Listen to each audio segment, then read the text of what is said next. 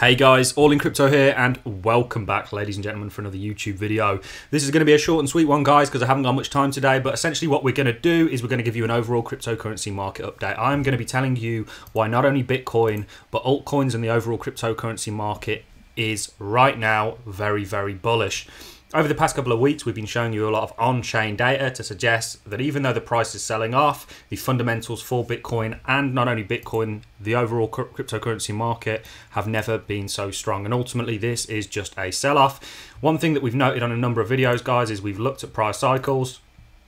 It's always round about this time period, sort of April, May, certainly in 2021. Our last bull run in 2017, we had a sell-off of around about 40%. And prior to that, in 2013, the prior bull run to that, we had a sell-off of about 70%. Happened in April and May. It's a common reoccurrence, kind of something that happens. It's kind of a yearly syndrome, if you will, that kind of affects not only the crypto market, but markets across the board. There's a lot of famous sayings out there in regards to May and coming back sort of after that time period. So ultimately, we think that you are halfway through your 2021 bull run and you still have the second half to come, ladies and gentlemen. I don't want anybody to miss out on that. We have for a while now said that Bitcoin essentially has bottomed here. We called the bottom here. We said you're very unlikely to go lower. You could do and we could be wrong, but that was the call we made. Since then, you've seen lower lows, but only marginally. Now, that is a typically bullish sign because what that indicates is a real reversal, a real kind of momentum shift. Right now, you have very low volume. So ultimately, what we want to see now is the volume come in and really take this to where it needs to go. So lower lows, guys, are typically a bullish sign because it really shows, and especially being this marginal, a kind of a support floor coming in. Lots of people bringing up the Wyckoff accumulation schematic. Yes, it's definitely present there, or certainly looks like it is.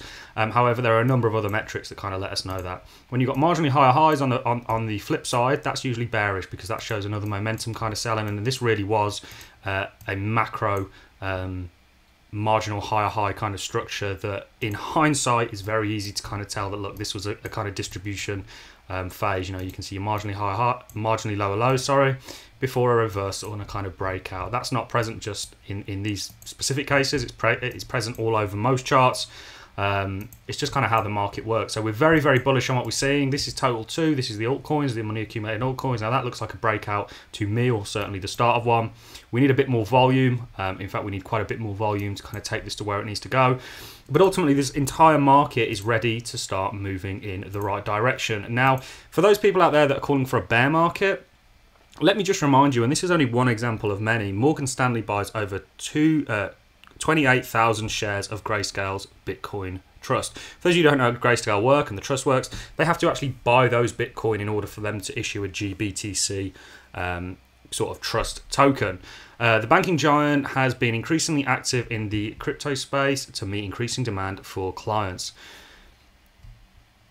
People out there are who, to me, seem to have no prior. They seem to have only just recently got into the crypto space, have been calling this and saying it's a bear market. We gave you reasons why we thought it wasn't a bear market, such as the fact that this sell-off was really only due to the amount of leverage in the system.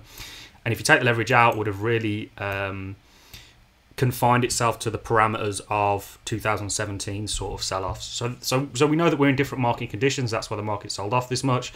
And ultimately, this is just a flush out of a lot of leverage, manipulation from the sort of top end, and people calling for a bet for us going into a bear market. I have no idea necessarily where you've got that from.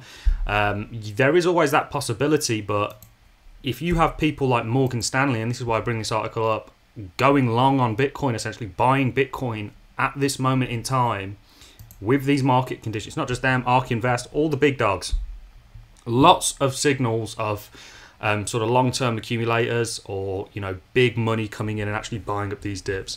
And really you can see that technically if you look at the kind of wicks that we had, not just on the 4-hourly, look at how long some of these wicks are. Certainly this one here, that just shows you that there was a huge sort of buying up of Bitcoin when it came down to these prices. So it says a lot.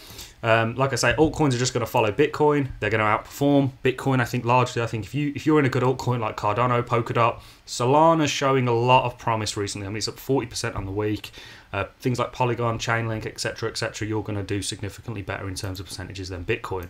However, you know, Bitcoin has to start moving and really making those new highs and climbing our way back up to our prior all-time highs before then continuing on. And I do honestly believe you've still got the second half of this bull run to come, guys. So very exciting times. Willy Woo, I keep referring to this guy's channel.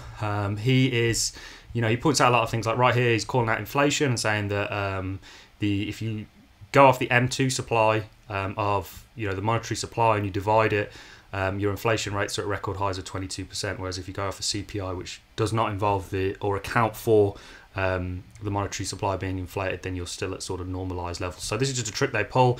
Let me tell you guys right now, guys, inflation is absolutely here. I'm noticing it already. Anybody in the building trade will notice that. You know, you'll notice it across the board. And here's another one where he's essentially saying, look, is banking for the unbanked. Banks are now banking on Bitcoin before they get spanked. Yeah, that's his words, not mine. He's essentially highlighting here all the ones that are even considering it or already have, you know, crypto futures, or it's a matter of time before an ETF gets approved as well, guys. Just going from strength to strength to strength, and like I say, lots and lots of on-chain data to suggest that Bitcoin is in a really good position. Also, a confirming factor is essentially where we are in Plan B, and this model has, you know, withstood the kind of test of time till now, showing us that we are in that, you know, half-time kind of phase before we then go on and continue this bull run. So very excited, guys. Binance, let me just quickly touch on Binance, because they have essentially stopped faster payments methods for UK customers.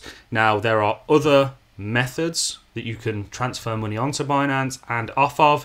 It's only faster payments, and here they're just really flexing their muscles a little bit, showing that they are very compliant with the sort of UK as a whole.